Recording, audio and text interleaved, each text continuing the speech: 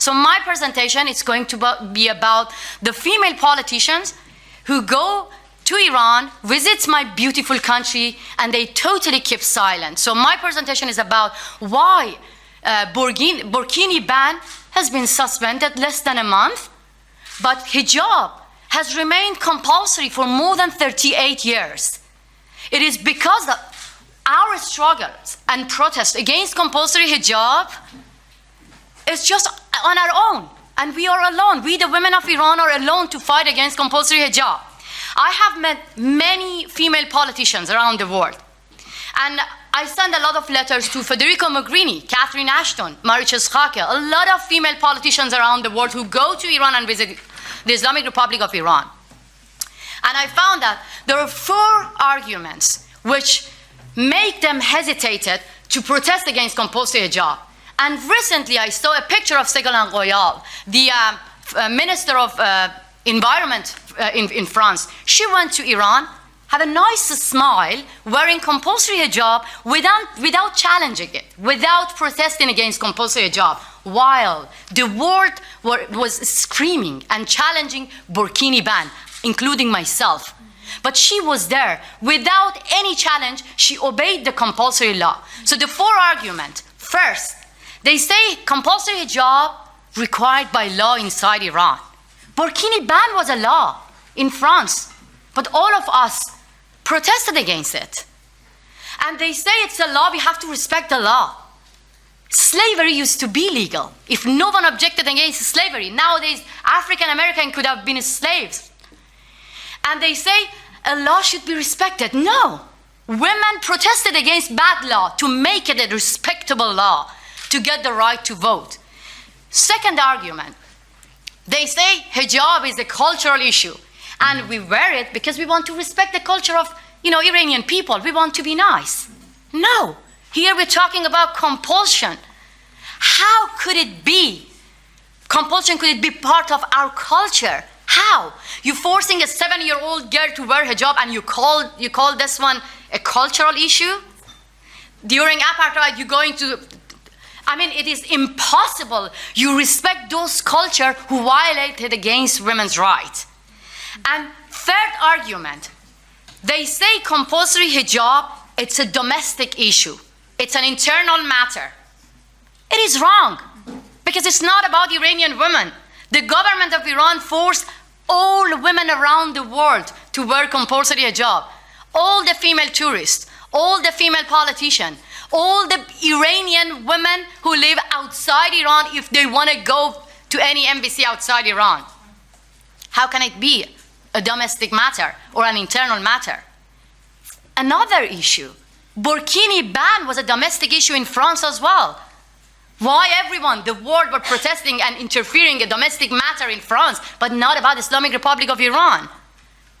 So as far as the government of Iran forced all women around the world who go to my country and visit the Islamic Republic of Iran to wear hijab, this is a time that we have to stand together, all women around the world, and have one voice against compulsory hijab.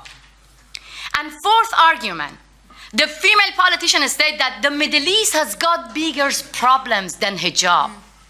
I know that myself.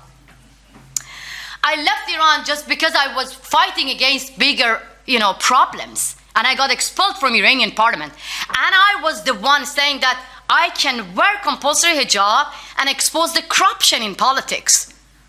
Because I was thinking about bigger problems. And I was the one that exposed the news of 57 people who got killed after the demonstrations in Iran. I was talking to those mothers who lost their beloved one. They executed their sons, their wives, their husbands, their daughters, their sons, their beloved ones. And I know that we don't have freedom of speech, we don't have freedom of expression, we don't have freedom of choice, freedom of religion. And I never called the West land of freedom, never at all. I know we cannot find freedom everywhere, and we have to fight for it. I know about bigger problems. But who said that hijab is a small issue? And who said that we are fighting just for a piece of cloth? No, we are fighting about human dignity. We are fighting about our identity. Because from the age of 7, when you want to go out in public, you have to be someone else. And be honest with me, each of you. Every morning, when you want to go out, you think about bigger problems in the world? No, you think about your appearance. You think about your dress. You think about what you're going to wear. And this is your identity. So who said that this is a small issue in Iran and female politician has so many bigger problems to solve? While the government of Iran deports you from the airport of Iran if you say no to compulsory hijab. So you won't be allowed to fix bigger problems in Iran just because of this small issue.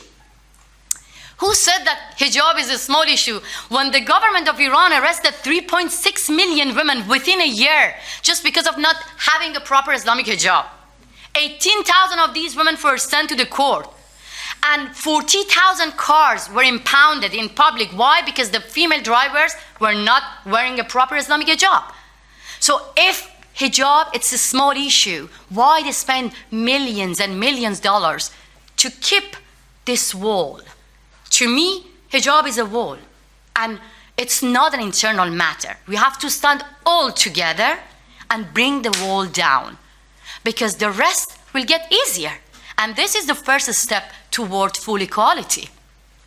That is why I call all female politicians.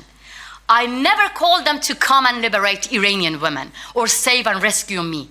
No, because Iranian women, they occupied the more than 60% places of the universities. So they are strong enough to stand up for their own rights.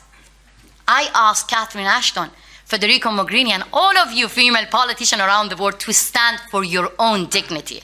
Because if our government comes to visit Europe and you ask the female politician, remove your hijab, they will protest. They are not going to say that this is a law, we have to respect the law, or this is a culture and we have to respect the culture. So that is why I say that the European female politicians are hypocrites, because they stand up with the French Muslim women and condemn burkini ban because they think compulsion is bad. But when it happens to Iran, they just care about money. And they go to my country and they ignore millions of those women who send their photos to me and put themselves in danger to be hurt, and keep their smile and wearing hijab and saying this is a cultural issue, which is wrong. This is the most visible symbol of oppression, and we have to stand all together and bring this wall down. Thank you so much.